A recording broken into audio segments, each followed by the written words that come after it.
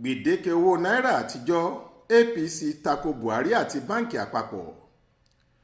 Kò jọ pé awuyewuye àti èmi ò fẹ́ ìwọ ò gbà tó ń lọ nínú ẹgbẹ́ òṣèlú tó ń ṣàkóso orílẹ̀-èdè wa lọ́wọ́ All Progressives Congress APC yóò rodò lọ mú mi bọ̀rọ̀ látàrí bí ẹgbẹ́ òṣèlú náà ààrẹ Muhammadu Buhari àtàwọn gómìnà kan lẹ́gbẹ́ òṣèlú ọ̀hún ṣe kọ̀ láti fi ìgbánú kan ṣoṣo ṣọ̀já lórí gbèdéke níná owó náírà àtijọ́. Ẹgbẹ́ APC ti ní ẹ̀yìn àwọn gómìnà lòún dúró sí lásìkò yìí. Wọ́n ní ààrẹ Buhari ni kó pèròdà lórí ìpinnu rẹ̀ kó sì jẹ́ káwọn ṣì máa ná owó àtijọ́ àti tuntun lọ́nà títí tílé ẹjọ́ tó ga jùlọ yóò fi gbé ìdájọ́ kalẹ̀ lórí àríyànjiyàn náà. Orí ìpinnu yìí ni wọ́n fẹnu kò sí níbi ìpàdé àkànṣe kan tí alága àpapọ̀ ẹgbẹ́ APC sẹ́nẹ́tọ̀ Abdullahi Adamu pe àwọn gómìnà lábẹ́ àsíá ẹgbẹ́ náà sí, èyí tó wáyé lólú ilé ẹgbẹ́ wọn tó wà ní ojúlé 40 Blantyre Crescent lágbègbè Wuse kejì nílùú Àbújá olúùlú ilẹ̀ wa. Kókó ìjíròrò ìpàdé náà dá lórí àìgbọ́ra ẹni yé àti ẹjọ́ tó wà ní kóòtù, èyí táwọn gómìnà ìpínlẹ̀ bíi 12 tí APC ń darí pè tako ààrẹ Buhari lórí ọ̀rọ̀ owó àtijọ́ àti tuntun yìí.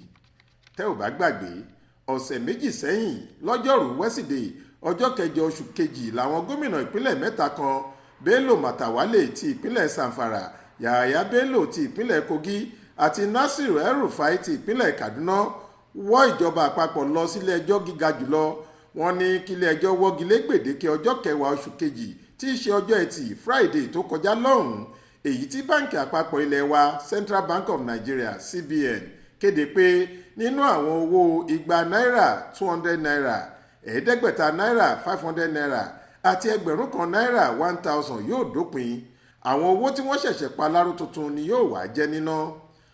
Lójú ẹsẹ̀ nílé ẹjọ́ tẹ́jọ́ máa ń pẹ̀kun sí náà ti pàṣẹ pé kí ìjọba àpapọ̀ àti báǹkì àpapọ̀ sì mọ́wọ́ róná lórí gbèdéke ọjọ́ 10 kí wọ́n jẹ́ káràlú máa ná àwọn owó àtijọ́ àti tuntun náà lọ títí tí ìgbẹ́jọ́ yóò fi wáyé lórí ẹ̀bẹ̀ táwọn gómìnà náà tẹ́ pẹpẹ rẹ̀ síwájú ilé ẹjọ́. Wọ́n sì sún ìgbẹ́jọ́ sí ọjọ́ wẹ́sídẹ̀ẹ́ ọjọ́ 15 oṣù kejì. Àmọ́ ìgbẹ́jọ́ náà kò bẹ̀rẹ̀ lọ́jọ́ tí wọ́n fi sí, àti pé nígbà tọ́jọ́ náà yóò fi kò, àwọn ìpínlẹ̀ tó fẹ́ bá ìjọba àpapọ̀ tẹsẹ̀ bọ ṣòkòtò kan náà nílé ẹjọ́ ti pọ̀ sí i. Àwọn ìpínlẹ̀ náà ní Katsina, Èkó, Cross River, Ògùn, Èkìtì àti Sokoto. Bó tilẹ̀ jẹ́ pé nínú gbogbo àwọn ìpínlẹ̀ wọ̀nyí, Sokoto nìkan ni ẹgbẹ́ òṣèlú rẹ̀ yàtọ̀ tí wọ́n jẹ́ People's Democratic Party PDP. Àwọn yòókù àti ìpínlẹ̀ tó pẹjọ́ àti ìjọba àpapọ̀ tí wọ́n pè lẹ́jọ́ All Progressives Congress APC ni wọ́n. Yàtọ̀ sí èyí, agbẹjọ́rò àwọn gómìnà olùpẹ̀jọ́ amòfin àgbà Abdulhakeem Mustapha mú àwọn ẹ̀sùn tuntun wá tako ọ̀gá àgbà báǹkì àpapọ̀ ọ̀gbẹ́ni Godwin Emefiele. Ó lórí ilé ẹjọ́ fín kò sì tẹ̀lé àṣẹ tí wọ́n pa. Látàrí èyí, kóòtù sún ìgbẹ́jọ́ sí ọjọ́ 22 oṣù kejì tí í ṣe wẹ́sídẹ̀ẹ́ ọ̀sẹ̀ yìí. Wọ́n sì ní nǹkan kan kò gbọ́dọ̀ yingin lórí àṣẹ táwọn ti pa lórí níná owó náírà àtijọ́ náà. Nígbà tílẹ̀ ọjọ́ kejì yóò fi mọ́, ìyẹn lọ́jọ́bọ̀ tọ́sídẹ̀ẹ́ ọjọ́ 16 oṣù kejì yìí, níṣe ni ààrẹ Buhari yọ ganboro sórí tẹlifíṣàn àti rédíò láti bá gbogbo ọmọ Nàìjíríà sọ̀rọ̀. Ó ní gbèdéke ọjọ́ 10 oṣù kejì táwọn ti kéde rẹ̀ tẹ́lẹ̀ kò yí padà. Àyàfi kan ṣoṣo tó wà níbẹ̀ ni pé ìjọba òun ti fi àǹfààní sílẹ̀ fáwọn èèyàn láti ná 200 náírà àtijọ́ nìkan pẹ̀lú àwọn owó tuntun náà títí di ọjọ́ 10 oṣù kẹrin tí níná 200 náírà náà yóò dópin. Ní ti 500 àti 1000 àtijọ́ ó ló ti di kọ̀ǹdẹ̀ láti ọjọ́ 10 oṣù February. Ọ̀rọ̀ náà dá awuyewuye tí kò mọ níwọ̀n sílẹ̀. Àwọn gómìnà tí kò fara mọ́ ọ̀rọ̀ Buhari yìí takú. Wọ́n fẹ̀sùn kan Buhari àti àwọn kan nílé iṣẹ́ ààrẹ pé níṣe ni wọ́n fẹ́ mọ̀ọ́mọ̀ gbégi dínà fún ẹgbẹ́ APC láti jáwé olúborí lásìkò ètò ìdìbò tó kù ọjọ́ 5 péré báyìí. Èyí mú kí wọ́n dẹ́yẹ sí ààrẹ àti báǹkì àpapọ̀.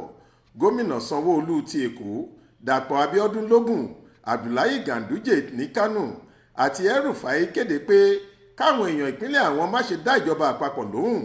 Wọ́n ní kí wọ́n máa ná àwọn owó náà nìṣó títí tílé ẹjọ́ yóò fi gbé ìpinnu wọn kalẹ̀. Ọ̀gọ̀rọ̀ àwọn amòfin àgbà ni wọ́n sọ pé ìpinnu Buhari kù díẹ̀ káàtó.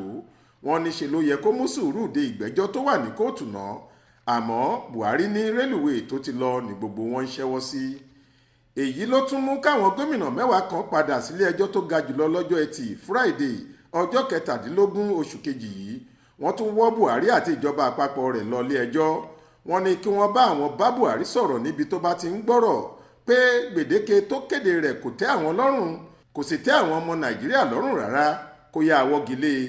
Bẹ́ẹ̀ ni ìsọkòsíra ẹni ń lọ lóríṣiríṣi lábẹ́nú kí omi ọkà má lọ di omi ìwẹ̀ mọ́ APC lọ́wọ́, pàápàá nígbà tí ìdìbò ti ń kọ̀lẹ̀kùn gbọ̀ngbọ̀n. Èyí ni alága wọn fi torí ẹ̀ pé ìpàdé pẹ̀lú àwọn gómìnà náà. Nǹkan bí aago 3:25 nírọ̀lẹ́ nípàdé náà bẹ̀rẹ̀, nígbà tí ó sì fi di aago 6:15 olùdíje fúnpò ààrẹ wọn aṣíwájú Bọ́lá Ahmed Tinubu wọlé dé wẹ́rẹ́. Lẹ́yìn wákàtí 3 ó lé ìṣẹ́jú díẹ̀ wọ́n parí ìpàdé. Alága ìpàdé náà Abdullahi Adamu ló bá wọn oníròyìn sọ̀rọ̀. Ó láwọn ti yiri gbogbo ọ̀rọ̀ tó wà nílẹ̀ yìí wò títí kan ẹjọ́ tó wà ní kóòtù. Ó ní ìpinnu àti ìdúró APC ní pé ẹ̀yìn àwọn gómìnà tí wọ́n pẹjọ́ ní ẹgbẹ́ náà wà. Ó ní kí Buhari lọ jáwọ́ lápọ̀n tí ó yọ kó dá mi lákaná. Wọ́n láwọn ò lòdì sí ètò àtúntò náírà tàbí yíyí àwọ̀ rẹ̀ padà o, àmọ́ ọ̀nà tí wọ́n gbé gbà àti ṣíṣe àmúlẹ̀ faraàlú ni kò rọgbọ rárá, ó sì mú ìnira dání. Torí ẹ̀ wọ́n ní kí ààrẹ wọ́gi lé àwọn gbèdéke náà ná tàbí kó kúkú dúró de ìpinnu ilé ẹjọ́ lásìkò ìgbẹ́jọ́. Wọ́n ní kí mínísítà fétò ìdájọ́ Abubakar Malami bọ̀wọ̀ fún àṣẹ ilé ẹjọ́ tó ga jùlọ lórí ọ̀rọ̀ yìí, torí ó ti fẹ́ máa ta epo sáṣọ àlà APC. Wọ́n tún sọ pé àìsí ètò tó mọ́yán lórí ló mú kí ọ̀gọ̀rọ̀ àwọn aráàlú bẹ̀rẹ̀ sí lálàṣí lórí owó wọn, èyí sì ti mú káràlú bínú sí APC.